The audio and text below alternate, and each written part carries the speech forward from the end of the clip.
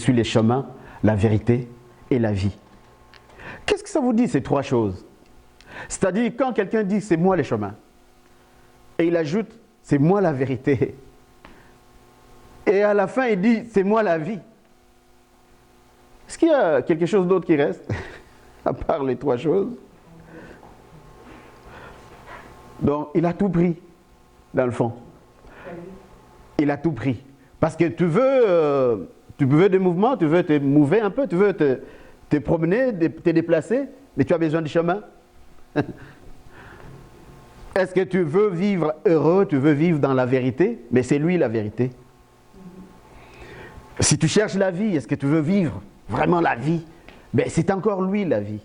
Mais pour nous autres, les chrétiens, nous savons que la vie commence à quel moment?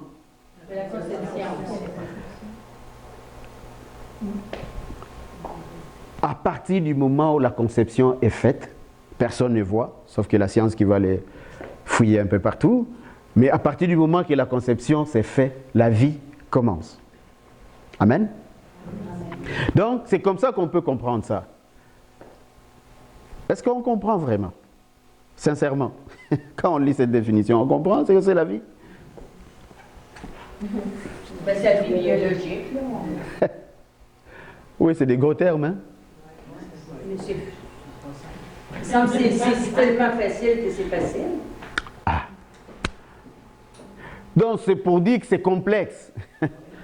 Vous voyez, c'est simple, c'est un mot de 3 lettres seulement, V-I-E, mais, oh là là, si tu vas aller lire des livres et des livres, des livres et des livres, rien que pour expliquer la vie, c'est incroyable.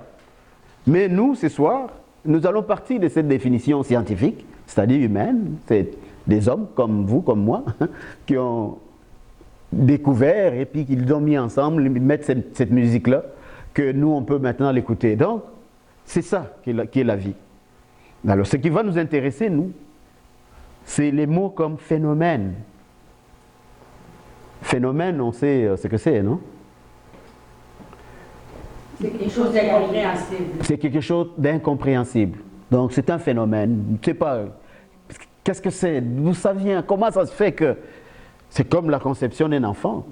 C'est vrai, la science nous explique comment ça se fait. C'est bon, mais comment ça, c'est comme ça que ça se fait, et puis ça fait un homme comme nous, comme toi et moi, aujourd'hui. Donc c'est un phénomène. Nous aurons beau étudier ce que c'est, mais le simple fait que ça s'est fait par soi-même, et il n'y a aucune intervention humaine, ça s'est fait par soi-même, mais c'est un phénomène, quand même. Donc, les mots phénomène, biologique, on comprend que c'est lié à tout ce qui est biologique. Parce que ici, la vie, sous sa forme, on va trouver des vies qui ne sont peut-être pas visibles à l'œil humain, mais qui est réelle, matérielle. Mais que, ce qu'on appelle des vies qu'on peut voir seulement au microscope, par exemple. Vous savez, il y a des choses qu'on ne peut voir qu'au microscope, mais pourtant, ça vit. Des chromosomes, donc et pourtant ça vit, des globules, et parfois certaines larves, que si tu peux voir des petites taches, mais tu ne vois pas là-dedans la vie qui est là-dedans. Et pourtant il y a la vie là-dedans. Donc, c'est vraiment des phénomènes qui sont biologiques, et puis qui vont, en grandissant, ben, avec les sens, c'est-à-dire avec l'œil, avec le main, avec tous les autres sens, on peut dire qu'il y a ici une existence, c'est-à-dire il y a ici une vie. Amen. Alors, il y a les mots animés aussi. Ça vient d'un mot que je vous ai déjà parlé de ces mots. Vous voyez un mot qui vient là? Anima. Anima, qui, on entend déjà quoi là-dedans? L'âme.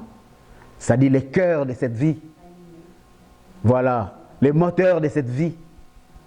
Donc l'âme de cette vie, c'est comme on dit l'âme de l'arbre, l'âme de ceci. Donc c'est les cœurs, c'est ce qui anime cette vie, ces phénomènes biologiques. C'est l'âme, c'est lui qui l'anime. Alors voilà, conception, nous avons parlé de ça. Suivant. Donc, nous allons partir avec ça. Alors, comment Dieu nous explique la vie? C'est intéressant de voir comment le Seigneur, lui, nous explique ce que c'est la vie. Pour les dieux d'Israël, la vie est dans les sangs et a une importance importante. Une importance vraiment primordiale, les sangs. On peut le voir dans Lévitique 17-14. En effet, tant qu'une créature est vivante, créature, on voit déjà créature, il y a un créateur, créature est vivante, sa vie est dans son sang. C'est Dieu qui l'a dit. Et d'ailleurs, c'est pour ça qu'on trouve certains interdits comme les sangs, de ne pas manger les sangs pour les peuples d'Israël à cette époque, dans l'Ancien Testament. D'ailleurs, jusqu'aujourd'hui. Donc, on ne mange pas les sangs à cause que Dieu a dit que la vie se trouve dans les sangs. Et si quelqu'un mange les sangs d'une créature, qu'on l'exclut du peuple, c'est-à-dire de la société. Lévitique 17. Ça inclut les créatures animales? Ben, tout ce qui est créature. Oui, tout ce qui est créature, c'est que Dieu a créé. Dieu a permis de manger les animaux, mais de ne pas manger les sangs. Pourquoi? Parce que la vie, pour Dieu, à cette époque d'Israël, pour Dieu, l'essence de la vie, les moteurs de la vie, se trouvent dans les sangs. Il marquait tout avec le sang. Hein? Il marquait les autels, il marquait les... Voilà, avec les sangs. Parce que c'est là se trouve la vie. La vie ne se trouve pas dans la chair, ne se trouve pas dans les os, ne se trouve pas dans les cerveaux, mais se trouve dans les sangs. Retenez ceci parce que nous allons comprendre l'essence. Qu'est-ce que Dieu veut nous expliquer là-dessus? L'essence vraiment de la restauration, d'où ça vient. Amen. Et dans Genèse, il est dit aussi, Dieu dit alors, qu'as-tu fait? Les sangs de ton frère crient de la terre jusqu'à moi. C'est quoi cette histoire? C'est Caïn qui va tuer son frère. En faisant quoi? Comment il l'a tué? On imagine avec un couteau. Je ne sais pas comment il l'a tué. Voilà, tu vas le lire. Dis-le fort. Des coups de pierre. Des coups de pierre. Quand on te tape des coups. J'ai pas retenu. Bon, tu vas revenir. Ouais. Oui. C'est des armes faciles qu'on peut ramasser facilement. Et quand on te tape une pierre contre la tête, qu'est-ce qui arrive? Le sang va sortir du corps. Donc, c'est là que vous voyez quand Dieu dit « Qu'as-tu fait de ton frère ?» Son sang crie. Est-ce que le sang peut crier? Donc, Dieu vient confirmer, voilà, vient confirmer que le sang,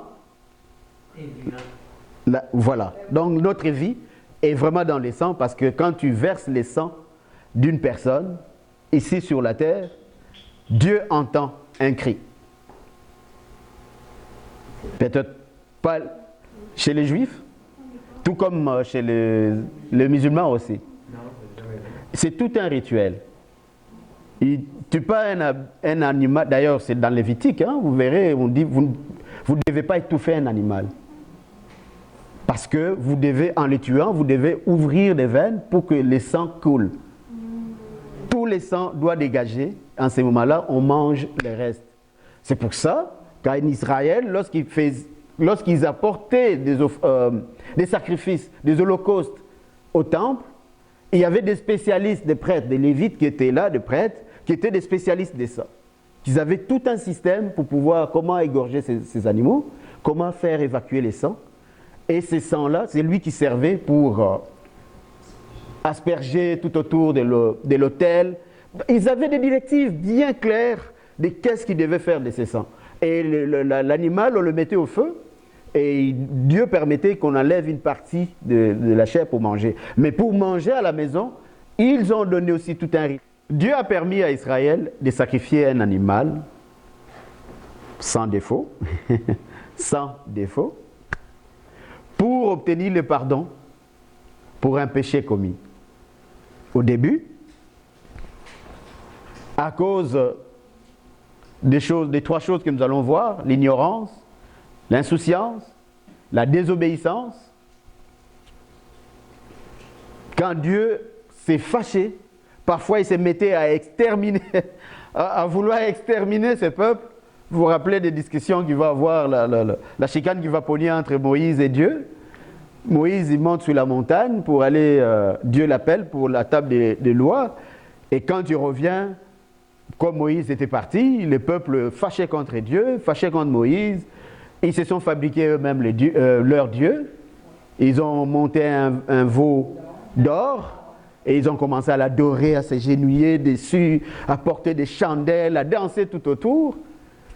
Dieu était tellement fâché qu'il menace Moïse. Et c'est là que la chicane a pogné avec Moïse. Moïse rentre vite au camp parce que je vais exterminer ces gens. Je vais les exterminer tout de suite. Et Moïse dit, mais qu'est-ce qu'ils ont fait? Ils regardent, mais regarde ce qu'ils font. Et Moïse voit, c'est un scandale, un déshonneur pour Dieu, qui a fait autant de bien pour eux. Alors il lui dit, mais Seigneur, mais ces peuples que tu veux exterminer, parce que lui quand il dit Moïse, va vite parce que je vais exterminer ton peuple. Et Moïse dit, c'est pas mon peuple Seigneur, c'est ton peuple. Si tu l'extermines, alors c'est quoi que tu as fait? Tu l'as sorti d'Égypte pour l'exterminer dans le désert? Est-ce que vous voyez un peu la chicane? C'est ton peuple, fais-en ce que tu veux. Mais moi je te rappelle, si tu l'extermines, c'est quoi quelle image, quel message tu donnes à ces peuples-là? Aie pitié d'eux. À un moment donné, Dieu a permis que si quelqu'un a commis un péché, c'est-à-dire si quelqu'un a désobéi à la loi que Dieu a donnée, il peut apporter un animal qui est sans défaut, afin que son sang, le sang de l'animal, couvre le péché, pour que Dieu ne le voie plus. Est-ce que vous me suivez? Couvre, retenez ces mots-là, couvrir, pour que Dieu ne les voie pas. C'est imagé un peu là, hein? C'est imagé. Et le peuple a marché comme ça. Mais qu'est-ce qu'on a remarqué? Il y a eu recrudescence de même péché. Le peuple a choisi de rester dans l'ignorance. Le peuple a choisi tout le temps de rester dans l'insouciance. Dieu parle à travers un prophète. Ils ne l'écoutent pas. Ils font ce qu'ils veulent. Et à un moment donné, Dieu il vient, il les pousse à... Il permet une guerre, il permet quelque chose où on va les exterminer, on va les amener en captivité. Ou... Tout ce temps. Et c'est comme ça que ça s'est passé. Jusqu'à ce que, un bon jour, Dieu s'arrête, il dit, bon, là je ne veux plus les sacrifices des animaux, je ne veux plus les holocaustes. Parce que c'était devenu comme un train-train de vie. Comme Dieu a permis qu'on puisse, que si tu pêches, amène donc un animal, et son sang, les sacrifices, va couvrir le péché, ben les gens ont choisi délibérément à se choisir de pécher aussi. Ça dépend de ton cheptel. Si tu as 10 animaux, ben, tu peux avoir tes 10 péchés, la chance d'avoir tes 10 péchés, parce que tu sais que quand tu as péché, ben, tu prends l'animal, tu vas. Donc ça a perdu son sens dans le fond. Et Dieu n'en voulait plus. Ces sacrifices des animaux. Et c'est là que Dieu dit que plus personne ne mourra pour les péchés de quelqu'un d'autre. Quand il dit plus personne, ça dit aucune autre créature que moi j'ai faite ne pourrait encore mourir pour les sacrifices de ses péchés. Toute âme qui finalement va pécher doit mourir. C'est-à-dire mourir dans le sens de verser lui-même son sang. Amen. Sauf Jésus. Ça s'en vient. Ça s'en vient. Donc c'est là où Dieu dit que désormais, dans Ézéchiel, je n'en veux plus des sacrifices des animaux. Si vous continuez à pécher, alors dans ces cas-là, c'est votre sang à vous qui doit être versé. L'âme qui pêche, c'est l'âme qui doit son propre sang. C'est bon? Nous avançons petit à petit pour voir l'essence du sang, de la vie. Nous avons vu, Dieu dit que la vie se trouve dans les sangs. Et si pour les sangs, qu'est-ce que Dieu dit maintenant pour les sangs qui doit être versé? Celui, la personne qui a fait le péché. Voilà, il ne veut plus des sangs des animaux parce que les gens, en fait, ils les font délibérément, sans aucun regret, sans aucune repentance. Donc, si tu pêches, ben, c'est ton sang. Or, regardez en bas, tous ont péché. Or, Dieu a dit, il faut prendre l'animal qui est comment? Qui a quel sang? Sans défaut. Pour que Dieu pardonne, il faut prendre un animal sacré. Tous ont péché. Maintenant, si tu pêches et que ton sang est versé, est-ce qu'il est agréé, ce sang? Non, parce que ton sang est souillé. Ton sang est sale. Donc, tu payes toi-même de ta vie pour ton péché. C'est bon jusque-là? Nous sommes dans l'Ancien Testament. Attention, nous avançons petit à petit. Suivant.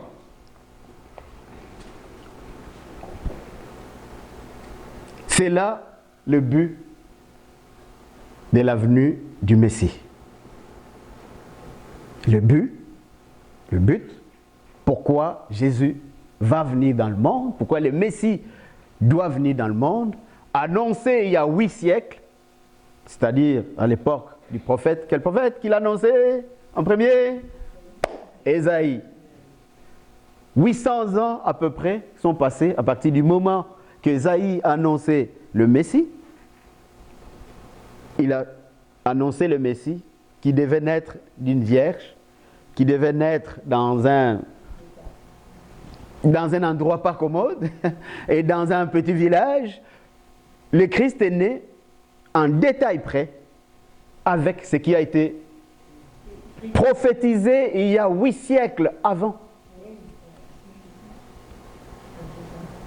En tout détail, jusqu'au petit détail. Amen. Donc, pourquoi le Messie devait venir? C'est ce que Hébreux 10, 5, 7 nous explique. Oui, ils ont péché. Ils doivent mourir. C'est-à-dire, celui qui pêche, il porte sa condamnation. Ok. Jésus regarde, là, il jase avec son père, il regarde, mais père.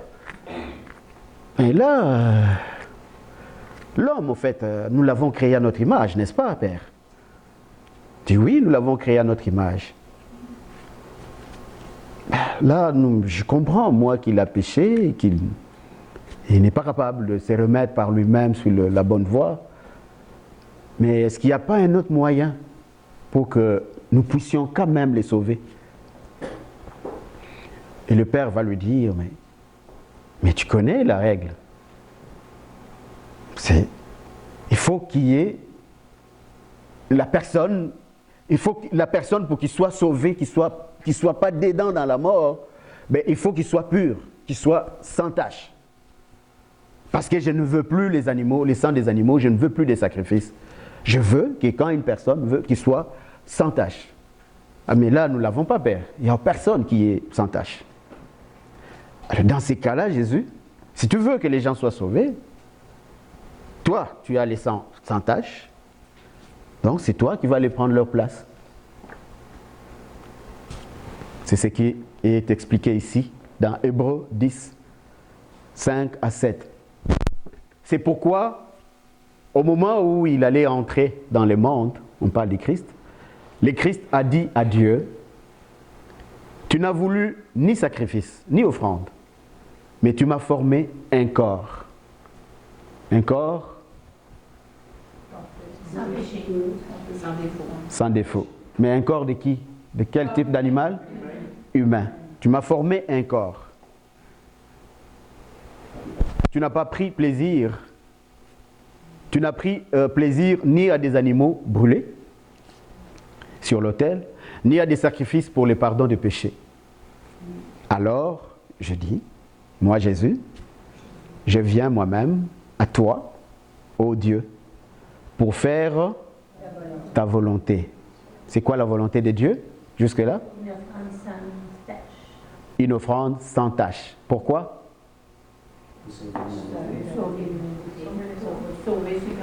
Pour sauver, pour les saluts de personnes humaines, de genres humains. Selon ce qui est écrit en mon sujet dans les saints livres.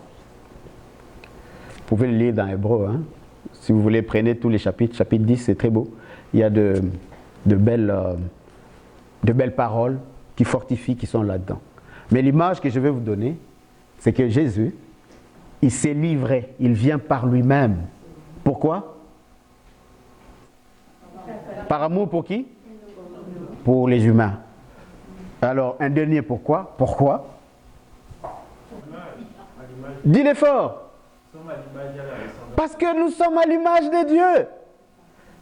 Il nous a créés à son image. C'est ça qu'il dit. Mais Père, est-ce qu'on va éliminer l'homme que nous avons créé à notre image? Rappelle-toi, Père, que l'homme, nous l'avons placé selon les rangs. L'homme a reçu l'honneur et la gloire de la part de Dieu. Dieu a mis en nous une partie de l'honneur, une partie de la gloire, une partie de sa vie, de Dieu en nous. Quelque part un peu plus loin, Jésus dit aux Sadducéens, il dit, ne savez-vous pas que vous êtes des dieux? Entre guillemets. C'est-à-dire, ce n'est pas que nous sommes une partie de Dieu, non. Nous sommes une portion de Dieu en nous. Amen. Amen. C'est pour cette raison que Jésus, il vient. Quoique il nous a donné une portion de lui, mais ce n'est pas suffisant pour convaincre notre pauvre cœur vendu à cette terre polluée, à cette vie corrompue. Donc, Jésus doit venir par lui-même, de lui-même, quitter son ciel, revêtir le corps humain, vivre toute condition humaine, excepté le péché. Pourquoi excepter le péché?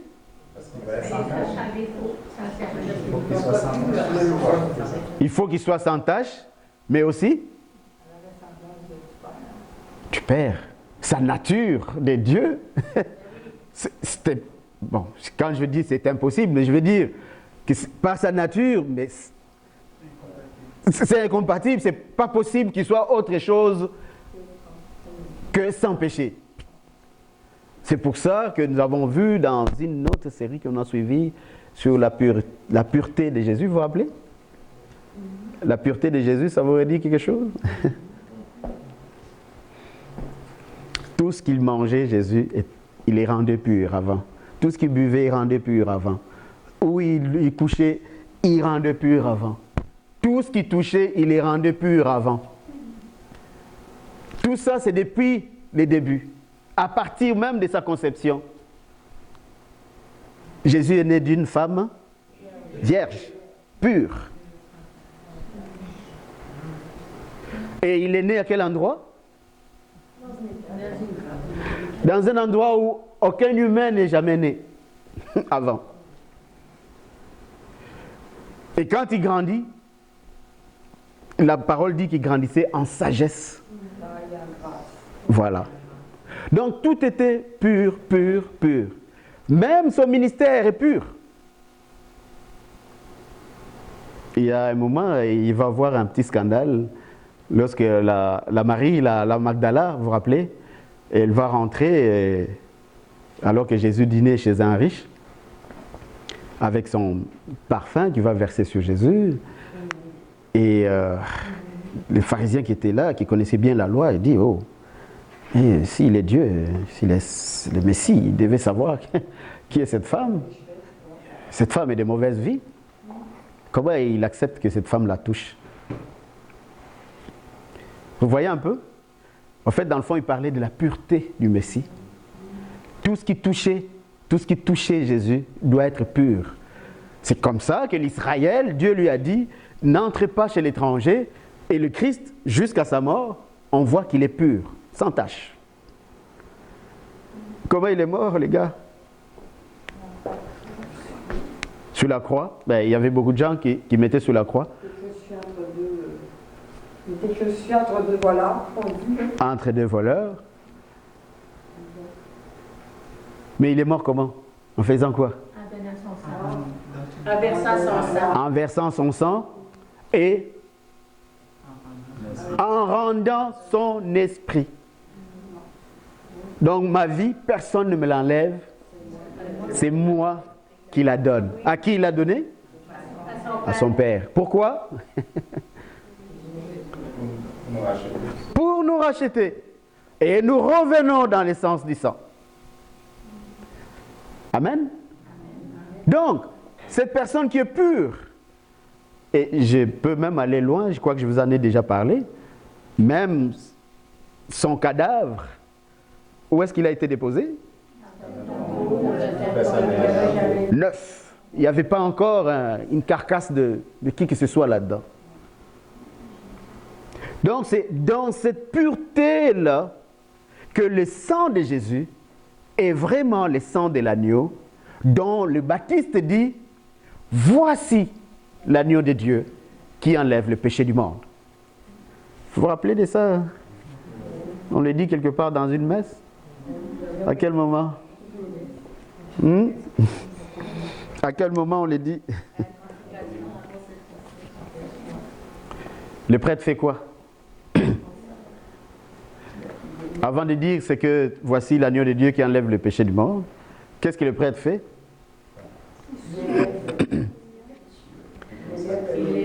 Il élève l'Eucharistie, il nous les montre. Dieu est déjà entré dedans quand il a prié, quand il invoque le Saint-Esprit. Voilà. Quand il invoque le Saint-Esprit, fais descendre ton Esprit Saint pour que ces pains et ces vins deviennent. En ce moment-là, c'est investi spirituellement. Alors, lorsqu'il va élever, c'est le Christ élevé. La même chose que quand il va s'avancer dans le Jourdain pour aller recevoir les baptêmes, il est élevé et le Baptiste, ses yeux s'ouvrent pour dire avec assurance et confirmation, voici l'agneau de Dieu. L'un des animaux qui était plus sacrifié pour le pardon des péchés, c'est lequel? L'agneau. Pourquoi l'agneau? Parce qu'il était doux, Sans défaut. c'est ce qui se rapproche de son défaut. L'agneau, là, c'est vraiment l'un des animaux le plus doux, le plus innocent, bref. Il était facile à faire obéir. L'agneau, il pleure même pas quand on va le tuer ou quand il voit que le moment est venu de le tuer. Il est soumis. Il est innocent. Oui, c'est vrai. C'est pour ça que le Baptiste, dans sa prophétie, il va dire, voici l'agneau de Dieu. L'agneau de Dieu, ça faisait prévoir déjà quoi? Les sacrifices. Et c'est ces sacrifices dont on parlait tantôt sur la croix. Son sang a été versé pour nous. Et c'est ce qu'il dit, suivant, c'est ce qu'il dit, un peu plus loin, nous allons le voir. La restauration, nous allons faire un rappel un peu plus loin, mais la restauration n'est pas rénovation. Hein? Vous vous rappelez? C'est pas la même chose. Oui. Donc, la restauration, si on peut le considérer comme une réinitialisation, ça concerne en fait de revenir à l'origine. C'est comme quand un produit est sorti...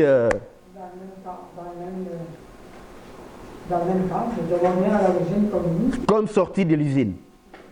Donc, le produit qui est fabriqué, après être abîmé, on fait en sorte qu'avec des pièces d'origine, vraiment, pour qu'ils le reprennent ça comme à l'origine. Alors, ce que nous avons vu, c'est que lorsqu'on est restauré, c'est parce qu'on a été abîmé. Hein? Vous me suivez? Parce qu'on était abîmé au début. Alors, quand on est restauré, on redevient à la case départ, comme si tout ce qui t'a abîmé n'était jamais venu dans ta vie. Donc, toutes les intempéries, toutes ces choses qui sont venues pour... tous ces soucis que tu as pognés en cours de route, quand tu es restauré, la sensation que tu as, quand je parle sensation, parce que la restauration concerne le corps, l'âme et l'esprit. Les trois choses-là. Donc, ton toi global, tu dois les sentir, tu dois le vivre, que tu es vraiment restauré. Ce qui veut dire, est-ce que tout ce que tu as connu tout au long, qui a abîmé ton état, est-ce que tu les as oubliés tout? C'est encore là, n'est-ce pas? Voilà. Donc, tu vas te sentir comme ces choses-là, c'est comme si jamais ça n'est jamais arrivé dans ta vie. Parce que même si ça t'arrive, ne peuvent plus te briser comme ça t'a abîmé tout au long des temps. C'est cela la restauration. Et ce soir, nous l'appelons la justification. Comment?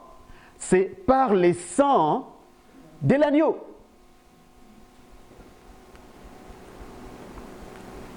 C'est bon jusque-là? La restauration de qui? De nous. Nous, notre âme, notre corps et notre esprit.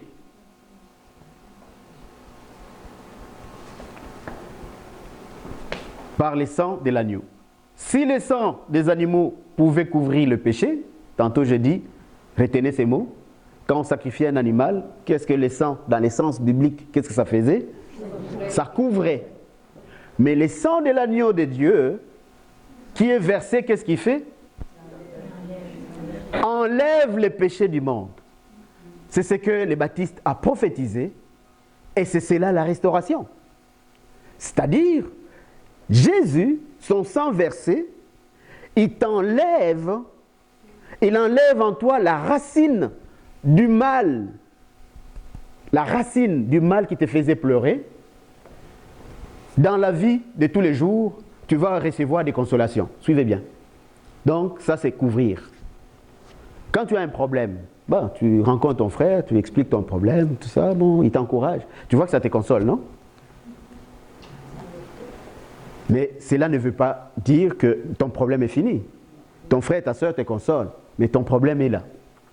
Mais Jésus, lui, il a la puissance de déraciner, d'enlever la racine du mal qui te fait pleurer. La restauration. Possible uniquement, comment? Par les sangs de l'agneau. Sans tache. Suivant. À partir de ce soir, avant que tu sortes d'ici, j'aimerais ça que ces versets-là entrent dans ta tête et qu'ils ne sortent plus jamais.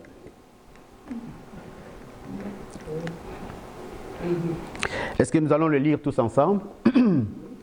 Car Dieu a tellement aimé le monde qu'il a donné son Fils unique afin que quiconque croit en lui ne soit pas perdu, mais qu'il ait la vie éternelle.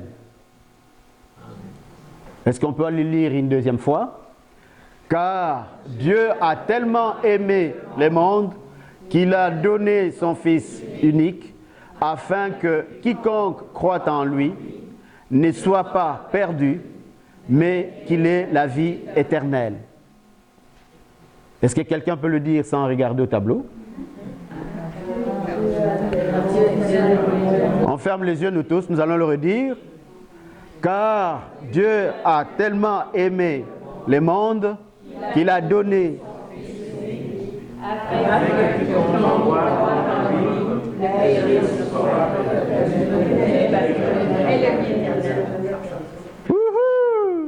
c'est rentré. C'est la charnière. C'est même ce qui tient notre vie de foi, en fait. Si tu ne sais pas ceci, tu vas te laisser aller dans des choses inutiles, dans les religiosités, dans des rituels inutiles, dans des choses vraiment inutiles, que tu oublies ça. Les saluts, l'unique salut, on l'a seulement par Jésus-Christ. Oui, vous savez, quand Dieu dit dans ces versets, par exemple ici, regardez ce qui est souligné en jaune. On croit en lui. C'est pas en vain que Dieu est en train de nous instruire. Parce qu'il sait la réalité qu'il y a, du point de vue spirituel. Oui, Dieu va être dans chaque personne et qu'au moment venu, cette personne peut venir à Dieu. Et si cette personne ne vient pas à Dieu, qu'est-ce qu'il arrive à cette personne? Elle n'a pas la vie éternelle. En termes bibliques. C'est-à-dire, si Dieu met un terme à la vie, à la forme que nous avons, que nous voyons ici, qu'est-ce qu'il a dit qui va se passer? Est-ce que Dieu va envoyer dans la GN une partie de lui? Non. Non. Est-ce que vous commencez à saisir un peu? C'est-à-dire qu'il y a un sens. Pourquoi Dieu nous dit ça? Et il y a un sens, c'est parce que, quand il dit, vous ne savez-vous pas que vous êtes des dieux? Parce que nous avons un sens des responsabilités. Dieu a mis en nous la possibilité de réfléchir, la possibilité de réaliser, en fait, la vie. C'est pour ça qu'il a dit, voici je mets devant vous le bien et le mal, ou la vie, ou la mort. Choisissez la vie afin que vous viviez éternellement. Amen. Amen. C'est important. Mais pour avancer, suivant, regardez ceci, ce tableau.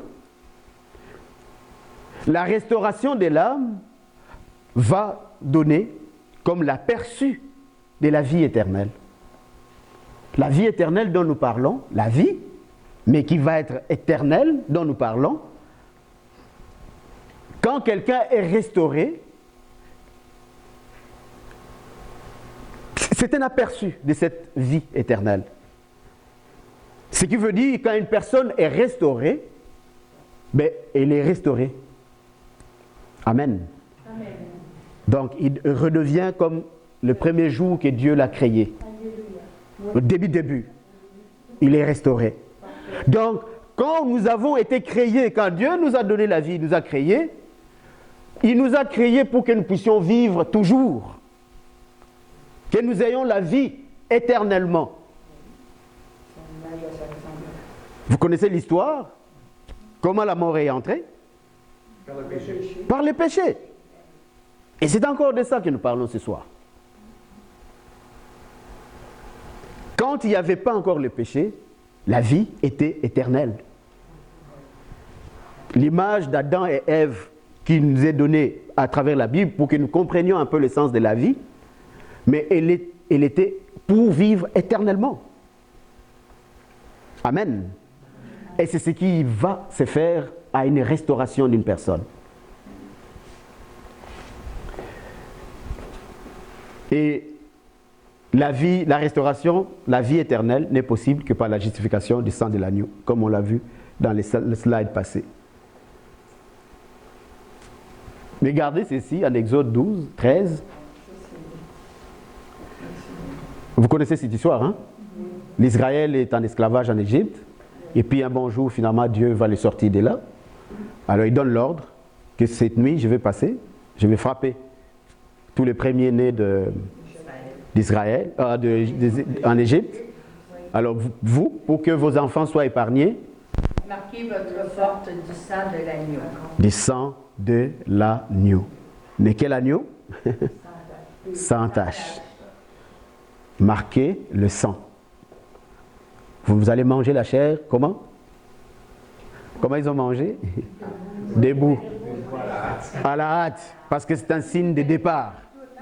Il fallait que ce soit bridé. En tout cas, c'était sur le feu. C'était pas, C'était pas à garder là. mangeaient vite, vite, parce qu'ils étaient déjà sur le pied de s'en aller. Et c'est là qu'il dit, il a donné l'ordre, marquer les sangs sur les portes, sur les lintons des portes. Quand je veux venir, je verrai les sangs, je passerai. Cette instruction, l'Égyptien n'a pas eu. Alors je vous pose une question. Si un Égyptien qui était ami avec une famille hébraïque, qui a entendu ces secrets-là, que leur Dieu va passer pour frapper les enfants égyptiens, et que cette madame finalement égyptienne s'est dit, oh c'est vrai, mais qu'est-ce qu'il faut faire? Je te donne, mais ne dis pas à quelqu'un, hein. Prends ces sangs-là, va marquer sur ta porte. Hein, tu entends, mais ne dis à personne.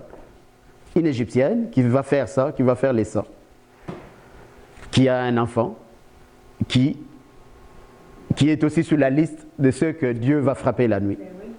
Cet enfant-là va être sauvé, oui ou non? Sauvé. Pourquoi? Parce que le sang couvre ses péchés. Parce qu'il a cru, c'est ça.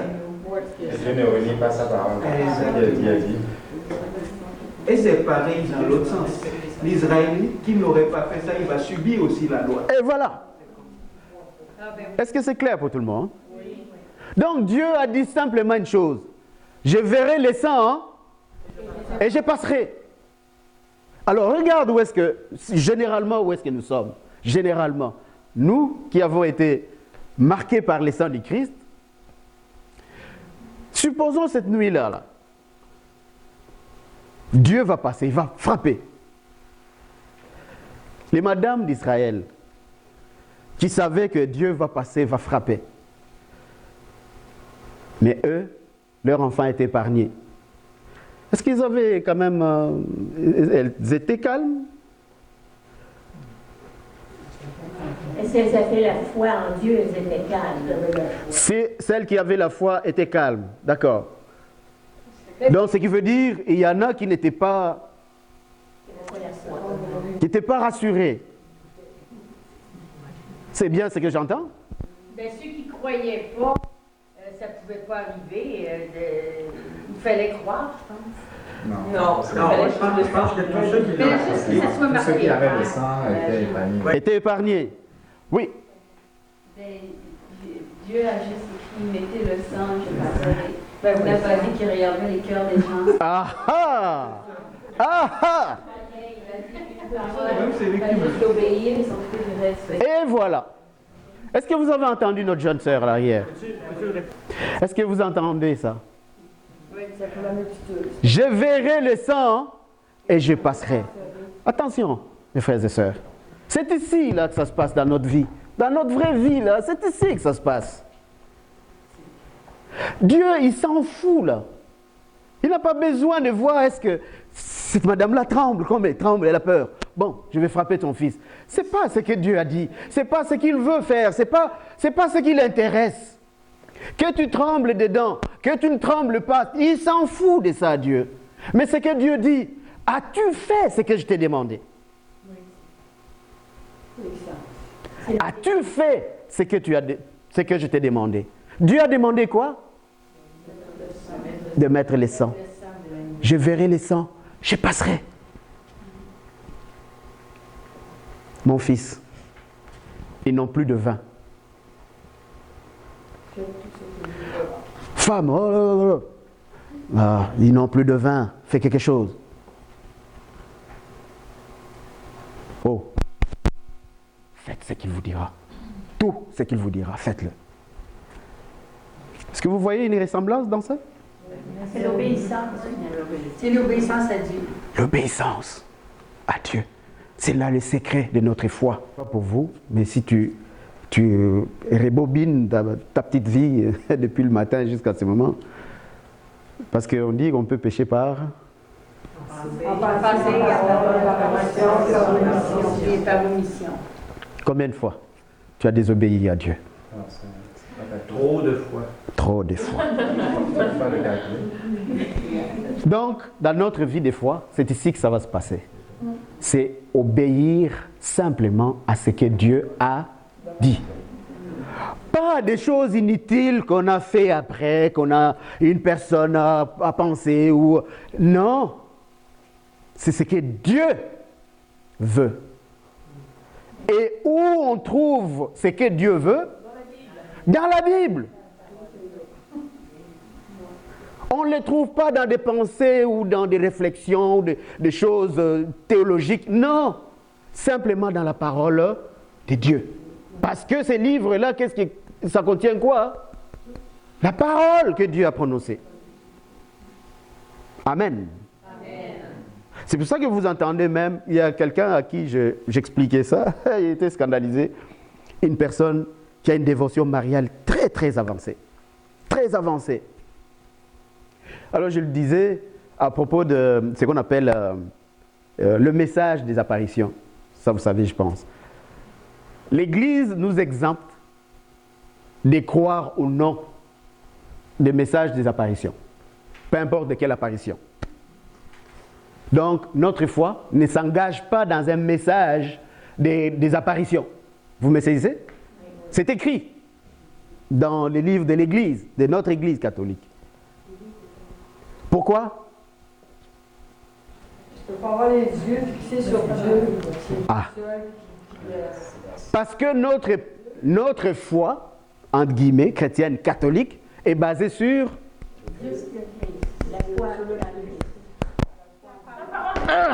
la parole. La parole de Dieu. Tout ce que... Quelle est la grande prière catholique? Le Notre Père. Bon, la prière commune catholique, c'est quoi? Je crois dans notre Père, mais je crois dans... Bon, La plus grande prière, c'est Notre Père. C'est la messe. l'Eucharistie, ou disons la célébration. Quand nous allons à la messe, ça c'est la grande prière catholique commune, qui est pour tout le monde. On se met ensemble pour avoir la même prière ensemble.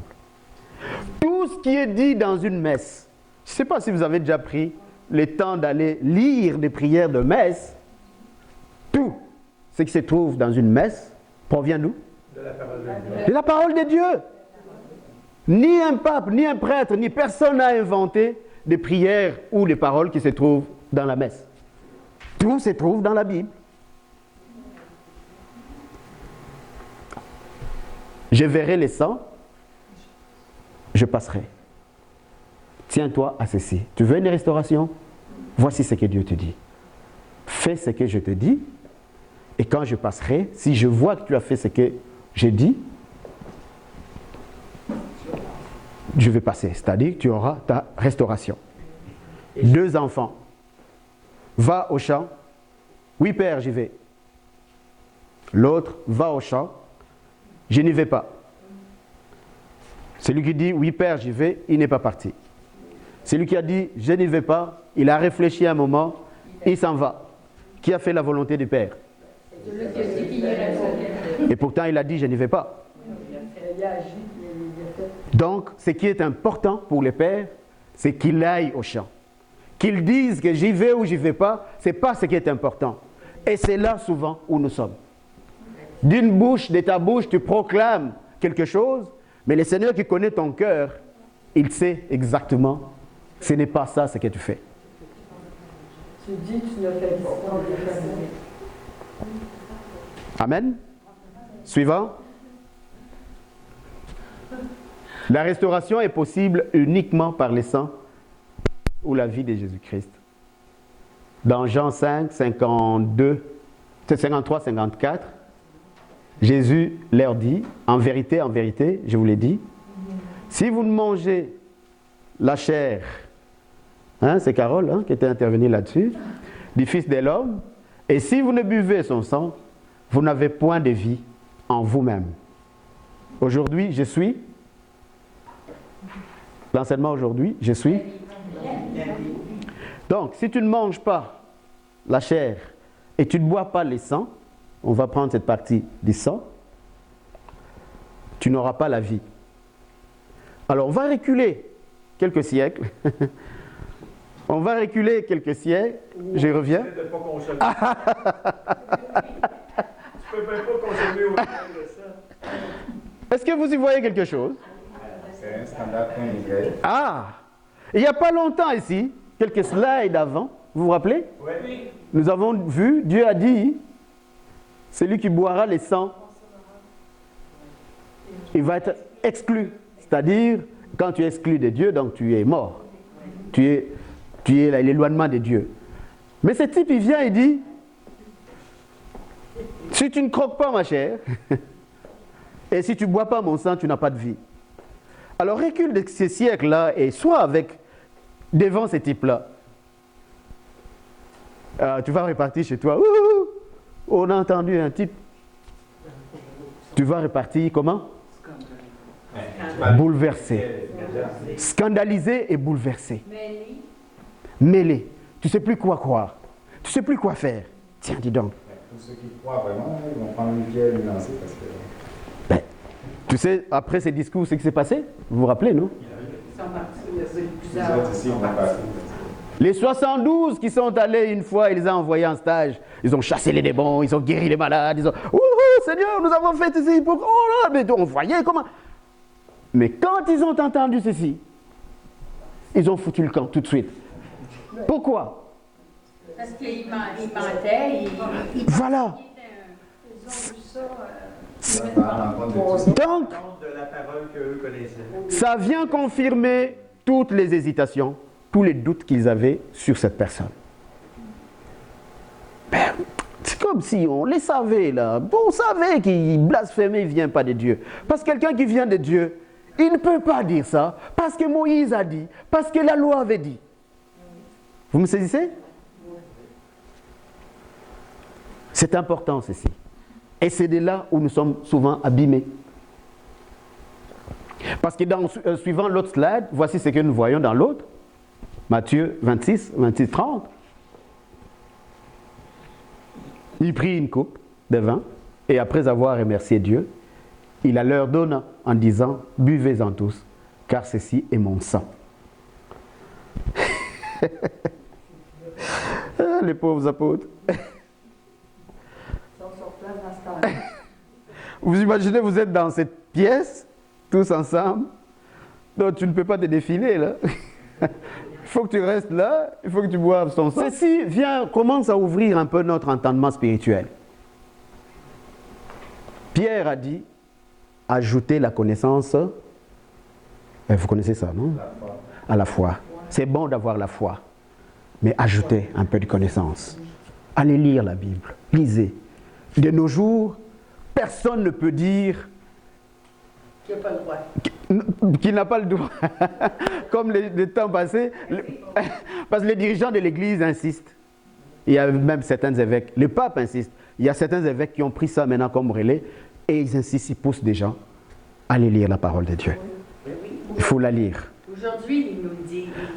Hier, ce n'était pas le cas. Bon, laissons la génération passer. Voilà, laissons la génération passer, mais voyons ceci. Boire le sang. Il est clair, là, c'est Jésus qui parle. Le sang qui garantit l'alliance de Dieu et qui est versé pour une multitude de gens, pour le pardon des péchés. Donc, ça a un sens. On ne l'a pas vu qu'il leur donne un couteau. Viens, coupe ici. Viens boire mon sang, là, pour que tes péchés soient pardonnés. Ce n'est pas ce qu'il a fait.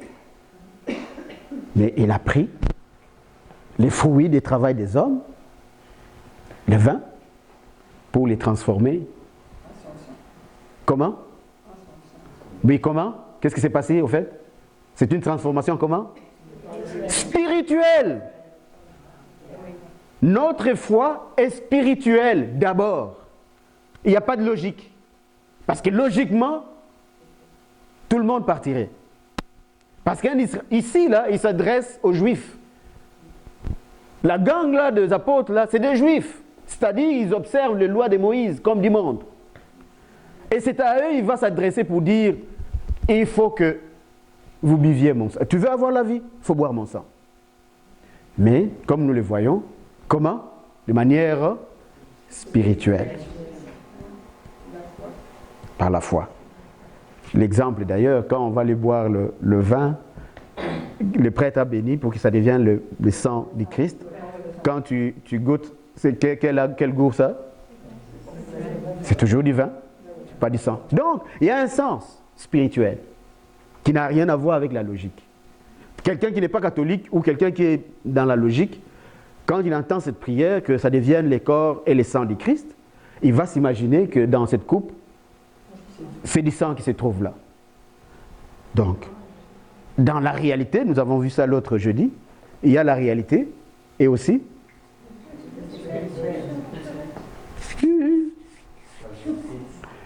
dis-le fort, la vérité.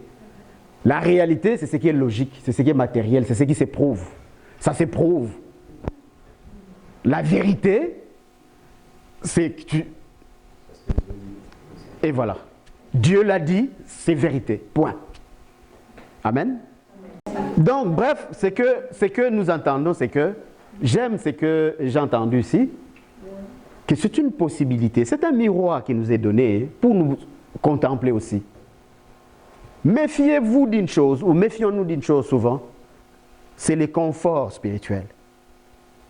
Nous devons nous méfier des conforts. Vous savez ce que c'est les conforts spirituels? On s'habitue aux mauvaises choses. C'est que tout est étiré d'élastique. Oh, tu sais, moi, j'ai communie. Hein. Une fois élastique. Tel ton voisin ne communie pas, ou ta voisine ne communie pas, mais lui, toi, là, oh, tu sais, moi, j'ai communie. Entre parenthèses, oh, moi, je suis clean. Pas d'histoire. Clean? Toi, tu es clean? Alors qu'on peut pécher en pensée, en parole, ajouter la liste, et tu veux te dire, tu es clean, donc tu peux te lever. Moi, là, je vais aller communier. Tu vas être pire que celui qui respecte la loi à cause de mon état, je ne peux pas communier. Est-ce que vous me suivez? Aller communier dans cet état qui n'est pas autorisé par Dieu lui-même est pire que si tu t'es gardé dans cette loi-là.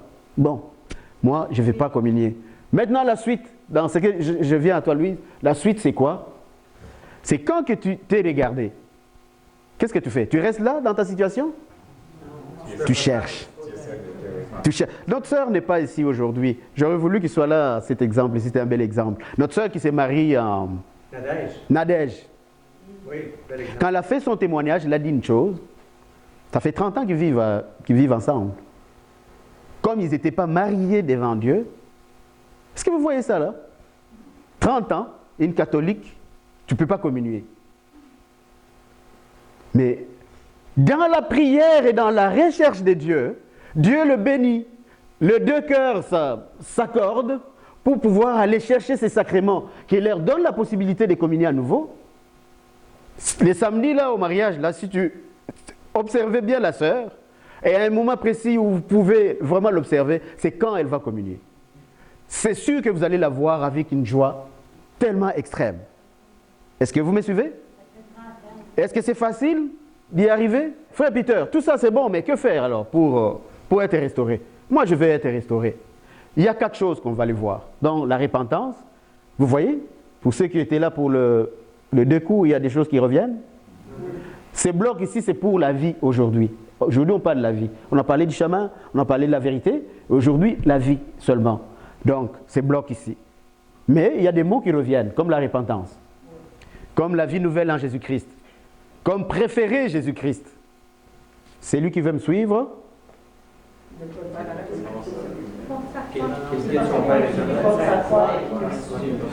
Voilà. Et c'est lui qui veut me servir.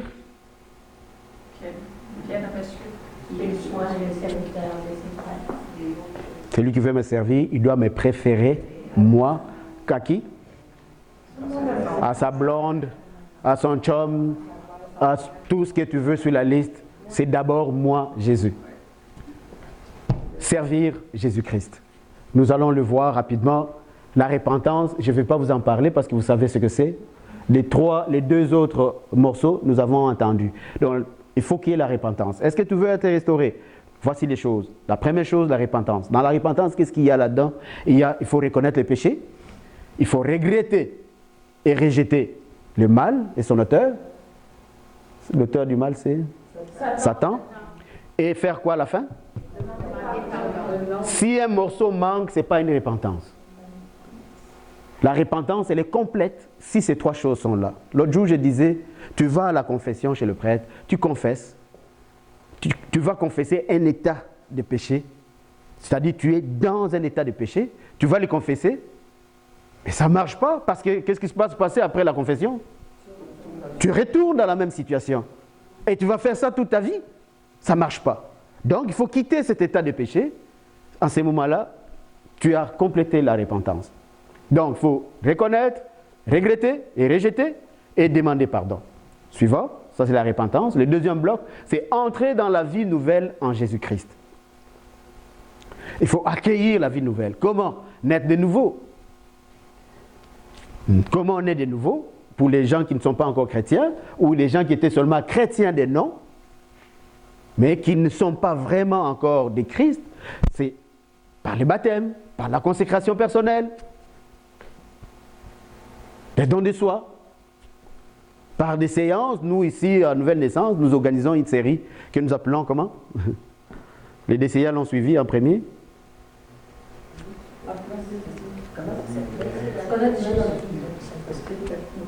Il y a une session que nous suivons ici souvent.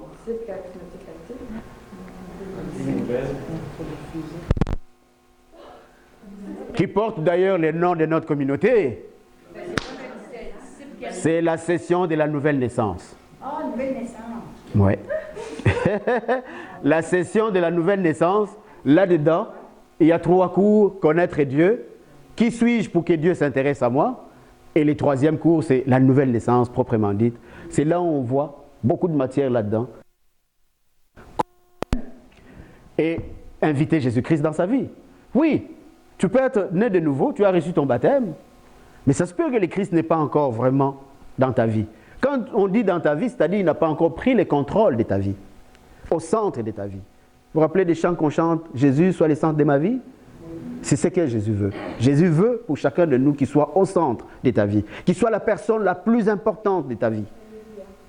Amen? Donc ça c'est le 2e bloc. Ça pour les personnes. Alors, préférer Jésus-Christ, c'est être lié à Jésus-Christ sans aucun autre intermédiaire. Attention au culte des anges, des saints. Ces choses ici, on les entend partout.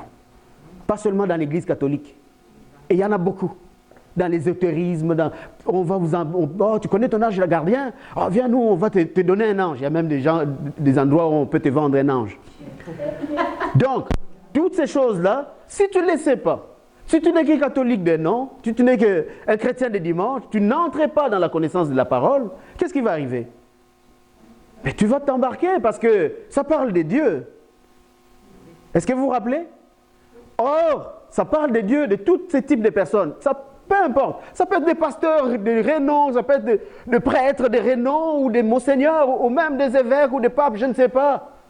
Dieu a dit qu'au dernier jour, il va séparer sur 2 groupes. À un groupe, il va leur dire, parce que j'étais malade, vous connaissez la suite. À l'autre groupe, il va leur dire, foutez les camps d'ici. Oh Seigneur, nous avons guéri des malades. Nous, on allait chez frère Peter, là, c'est tous les jeudis soirs, Seigneur, tu ne me voyais pas? Moi, j'ai dansé vraiment. J'étais la personne qui sautait, qui... Oh, comment tu vas dire que tu ne me connais pas, Seigneur? Et il va te dire, fous le camp d'ici, je ne t'ai jamais connu. Amen. Amen. Ces choses-là, ça ne va pas arriver demain. C'est en train d'arriver. Donc, c'est à nous d'ouvrir notre oreille de foi. Attention, ce n'est pas parce que tu entends que ces types-là, c'est dès qu'ils te regardent, ton démon est parti, que tu vas préférer plus cette personne, tu vas commencer à l'adorer, tu vas commencer à le louer, à l'élever, il n'y a que lui. Ce n'est pas en vain que le Seigneur parle de ça. Quand il dit, vous devez me préférer moi, ce n'est pas en vain, parce qu'il nous connaît. Il sait, il nous connaît. Tantôt, on parlait de dévotion. Et il y en a qui dérapent, qui n'est plus une dévotion, qui ça devient quelque chose d'autre. Ce qui veut dire, pour cette personne-là, c'est son saint là d'abord. Jésus-Christ n'existe plus pour lui. J'ai déjà entendu plusieurs fois. Ah, tu sais, si tu veux obtenir des choses, là, passe par Maman Marie. Le Seigneur, là, tu sais, moi j'ai beaucoup demandé, là, il ne m'a rien donné. Alors quand j'ai commencé seulement à passer par Maman Marie, je prends, là, je reçois des grâces. Ça ne vient pas de Dieu, mes frères et sœurs. Est-ce que vous m'entendez? Je suis clair avec vous, là. Je ne vais pas vous dorloter pour ça. Ça, les saints ne donnent pas des choses. Qui donne des choses? C'est Dieu qui donne des choses que nous avons besoin. Les saints par l'intercession. Mais gardez toujours l'essence que l'intercession des saints n'est pas obligatoire dans la foi. Gardez toujours ça en vue. Parce que tu vas aller discuter dans un endroit, une personne qui connaît mieux ce que c'est les catholiques, parce que toi tu ne connais pas très bien, qui va te dire, mais tiens, dis donc, tu étais à la messe le dimanche? Oui. Les prêtres, est-ce qu'il a dit sa prière eucharistique? Oui. Est-ce que tu as entendu quelque part, il a dit qu'ensemble, avec tous les saints, toutes ces personnes qui se sont endormies dans l'espérance de la résurrection, vous entendez ça? Oui. Oui. Endormies dans l'espérance de la résurrection, cette personne va te dire, mais comment ça là, tu dis que tu as demandé tel saint t'a donné ça? Parce qu'il est couché, lui, il est endormi. C'est ça que tu as dit à la messe. Est-ce que vous me suivez? Tout se trouve là. C'est dans la Bible. Donc, on doit faire attention à tout ça. Pourquoi? Ben sinon, tu risques de mettre Jésus de côté. Moi, ce que je vous dis souvent, passe plus de temps avec le Seigneur directement en intimité et moins de temps avec ton ami saint. Qu'est-ce que je dis? Qu'est-ce que je dis? Passe plus de temps avec le Seigneur Jésus qu'avec ton ami. La dévotion, c'est une amitié au fait. C'est une amitié. Parce que le saint n'est pas Dieu. Le saint, quel que soit le niveau de sa sainteté, il ne devient pas Dieu. Seul Dieu qui a droit à notre adoration, pour nous les chrétiens. Donc, passe plus de temps avec le Seigneur. Amen. Amen. Suivant, le dernier je pense. Acceptez la croix. Ici, là, je vais taper ici, pour que vous vous réveilliez. La croix. Nous acceptons tout du Seigneur, sauf la croix. Pourtant, il ne s'est pas caché. Il nous a dit, c'est lui qui veut le suivre. Qu'est-ce qu'il va voir dans sa vie? Il va voir des bobos. Il va voir des souffrances, il va voir des moments de bouleversement, il va voir des moments compliqués, des persécutions, et même parfois la mort. Vous avez entendu parler des martyrs, non? Même aujourd'hui, là. En Irak, aujourd'hui, la nuit d'hier, aujourd'hui, on a tué un groupe de chrétiens. En Irak? En Irak. Donc, dans tous ces pays qui sont anti-chrétiens, ben, on en tue tous les jours, des chrétiens. Seulement à cause qu'ils sont chrétiens. Ah là là là là. Il y a un terroriste qui rentre dans... Un terroriste musulman qui rentre dans l'église. Il nous trouve comme nous sommes ici, là. La louange. Il rentre avec son arme. Il dit... Qui veut... Celui qui va rester... Celui qui va répondre par oui va mourir tout de suite. Celui qui va répondre par non, il peut s'en aller. On va tout être écrasé à terre. Alors il pose la question, qui veut continuer à croire en Jésus-Christ? C'est lui qui dit oui, passe ici, tu vas mourir. C'est lui qui va dire non, la porte est ouverte et il faut partir tout de suite avant que je change d'avis. Savez-vous quoi? Toute la salle est partie.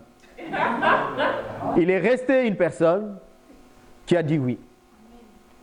Et ce type, il dépose son arme, il s'assoit sur la chaise, il dit, je cherchais quelqu'un qui a une foi solide pour m'aider à me convertir. Je ne supporte plus ma vie. Extraordinaire. Est-ce que vous avez vu la sentence qui s'est passée là? Ce que tu racontes là, c'est un fait vécu. Oui. Ah oui, c'est un fait vécu. Oui, exactement. La personne qui est restée, qui dit oui, moi le Christ jusqu'à la mort. Et c'est cette personne qui l'a sauvé. C'est lui qui réservera sa vie. C'est lui qui perdra sa vie.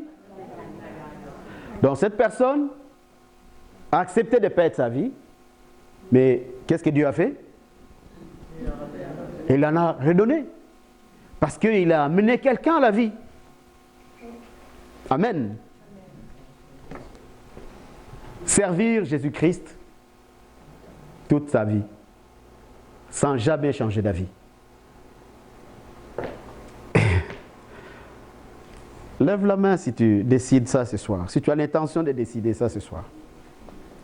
Que toi là, ta restauration une fois en poche, Seigneur, je te servirai jusqu'à la fin de mes jours.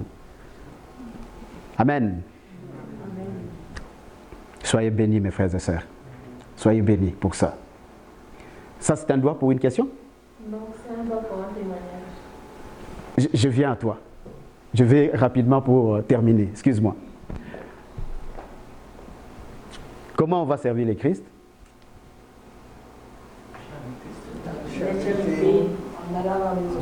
En évangélisant, en louant, la bonté, de l'amour, il y a un million de façons. N'oublie pas, mon frère, ma soeur, tu es un serviteur. Tu es une servante. Un serviteur, dans d'autres versions, un esclave. Serviteur, dans la servitude, servitude égale esclavage. Donc tu es un serviteur, simple serviteur. Le Christ ne te doit rien. Il faut que tu le saches. Dieu ne te doit rien. Par contre, Dieu a dit, si tu as besoin, tu fais quoi? Tu demandes. Combien de fois? Demandez toujours. Amen. C'est ceci, c'est l'essence ici. Tu acceptes le Christ. Ce soir, tu as levé la main. Il faut le servir. Comment? De la manière que le Saint-Esprit va te montrer. Sers-le. Ici, à Nouvelle Naissance, nous sommes en train de nous poumonner, de travailler pour le Seigneur, pour que vous autres aussi, vous puissiez faire comme nous faisons. La façon la plus facile de faire comme nous faisons, c'est de donner votre vie pour les autres. Comment? Mais humilie-toi, invite une personne, comme vous en avez l'habitude d'ailleurs. N'arrêtez pas d'inviter des personnes. C'est de cette manière que tu sers le Seigneur. Il n'y a pas deux manières de servir le Seigneur. Servir le Seigneur, c'est-à-dire amener les âmes au salut. Parce que c'est la mission numéro 1 qu'il nous a laissée. Allez, faites de toutes les nations les disciples. Frère Peter, moi là, c'est pas important que je puisse faire venir ma famille, toute ma famille, ou les gens, tout ça, nouvelle naissance. Non. Ce n'est pas ce que je vous demande. Je ne vous demande pas d'amener absolument des gens à nouvelle naissance. Non, amenez les gens à Jésus-Christ. L'une des places qui est plus facile, accessible pour amener les gens à Jésus-Christ, où ça? Ici. Si, parce que tu fréquentes toi-même cette communauté. Amen. Servir le Christ. Vas-y, il en reste. Rénovation n'est pas restauration. Retenez ce slide ici. Rénovation n'est pas restauration. La rénovation, c'est quoi? C'est toi qui travailles sur toi. Pourquoi? Pour quel but? Améliorer ta vie pour un intérêt quelconque. Pour améliorer ta vie, pour un intérêt quelconque. Intérêt quelconque. À moi, comme j'ai rencontré telle personne, je vais essayer de m'améliorer pour que je puisse m'approcher de sa façon d'être, de sa façon de se faire. Ça, c'est la rénovation, la forme. Amen. La restauration, c'est Dieu qui travaille en toi. Pour quel but?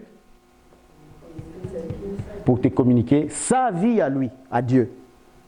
Pas changer ta vie, mais il va te communiquer sa vie, qui est appelée autrement la vie éternelle. Donc, la vie initiale des enfants de Dieu qui tend vers la vie éternelle dans le royaume des cieux. Ne pas confondre les souffrances, les épreuves que tu vis maintenant ne sont pas forcément indicateurs du besoin de la restauration. Ce n'est pas parce que tu vis des souffrances que tu as besoin de la restauration. Est-ce que vous me suivez? Dans les slides avant, qu'est-ce que nous avons entendu des souffrances? Les souffrances font partie de?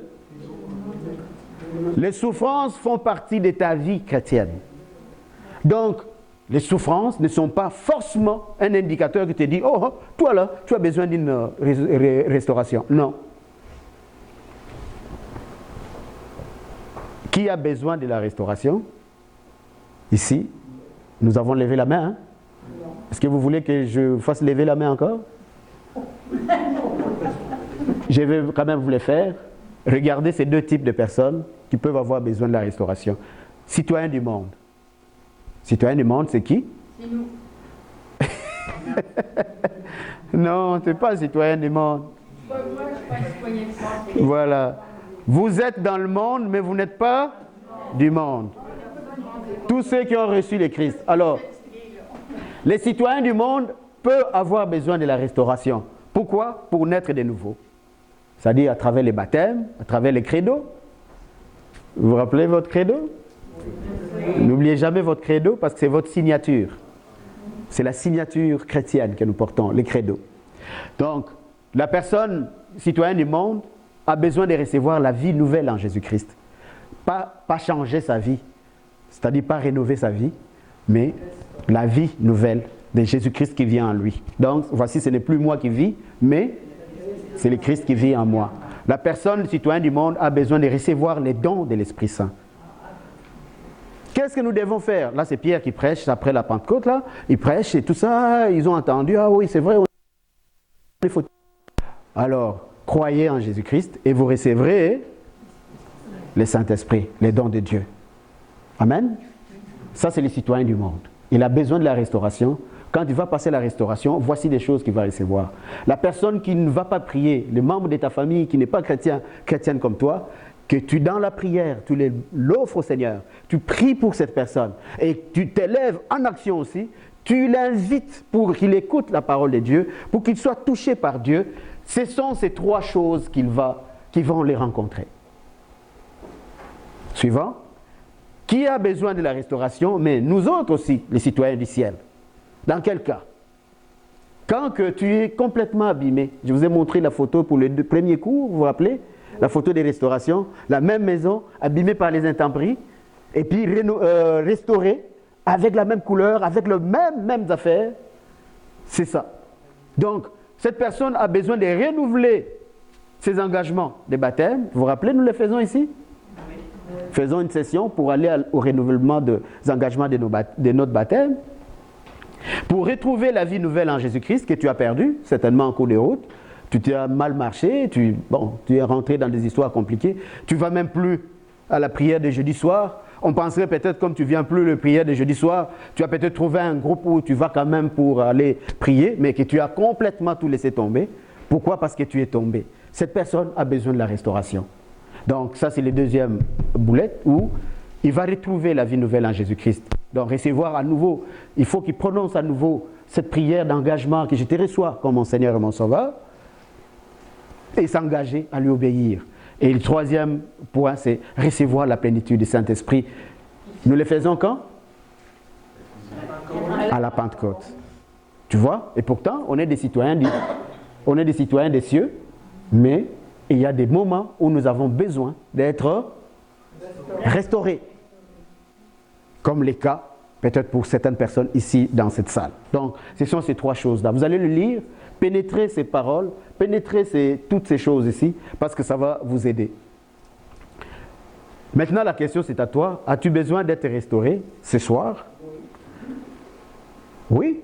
C'est un oui hésitant? Ben, lève ta main. Le Seigneur veut le voir. Amen. Si que tu le désires vraiment, écoute ce que le Seigneur te dit ce soir. Là. Je suis. Donc, qui mène à la restauration. Donc, il n'y a que lui, ce soir-là. Ce n'est pas demain, ce n'est pas une promesse. Il peut te restaurer là. Il en a la puissance et le pouvoir. Amen. Il ajoute, venez à moi, vous tous qui êtes fatigués. Vous vous rappelez de ça? Quand que tu es fatigué, c'est-à-dire des souffrances, des persécutions, tout ce que tu vis, les bobos que tu as, si tu te laisses restaurer, le Seigneur a aussi le pouvoir et la puissance de te consoler. Vous vous saisissez? Donc après ta restauration, le Seigneur a le pouvoir de te restaurer. Parce qu'il peut te donner la façon de vivre des chrétiens. Tu ne vas pas les sentir, ça ne va pas être compliqué pour toi en ce moment. Matthieu 11, 28, 30. Le Seigneur te dit, enfin, je suis la résurrection et la vie. C'est lui qui croit en moi, vivra. Regardez ça. Tu es toute maganée là, tu es abîmé, tu as besoin de la restauration. Le Seigneur peut te restaurer. Parce que c'est lui la restauration. Amen. Et c'est lui qui vit et croit en moi ne mourra jamais. C'est-à-dire, on va le voir dans la traduction, oui, ça c'est ta réponse. Qui répond? Cette histoire se passe quand? Avec qui? Marthe et Marie, à la mort de Lazare. Ce texte ici, voici sa traduction. Simplement, le texte qu'on vient de lire, voici sa traduction. Pour toi ce soir, qui veux la restauration, voici ce que le Seigneur, la discussion que tu as avec le Seigneur, c'est celle-ci. Le Christ te dit, je suis la restauration. Vous me saisissez? Celui qui croit en moi sera restauré. Même s'il est complètement abîmé. Et celui qui est restauré, il ne sera plus jamais abîmé. Peux-tu répondre ce soir? Voici un indice de réponse. Est-ce que tu crois cela? Nous allons le lire tous. Oui, Seigneur, je crois que tu es la restauration. Restaure-moi, corps, âme et esprit, et je chanterai ta louange tous les jours de ma vie. Amen. Est-ce que tu veux te lever?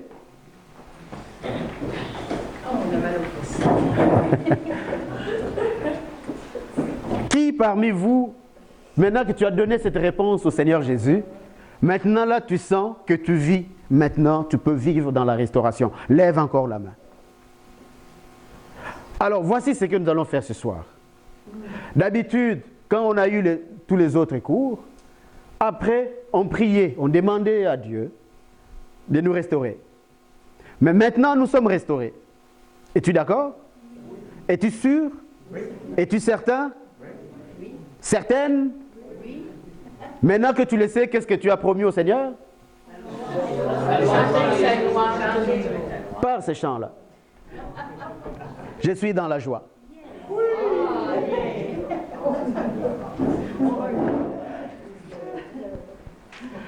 Puisque tu l'as dit, tu l'as promis toi-même au Seigneur, ben, montre-lui la joie que le Seigneur t'a restaurée. Dans la joie.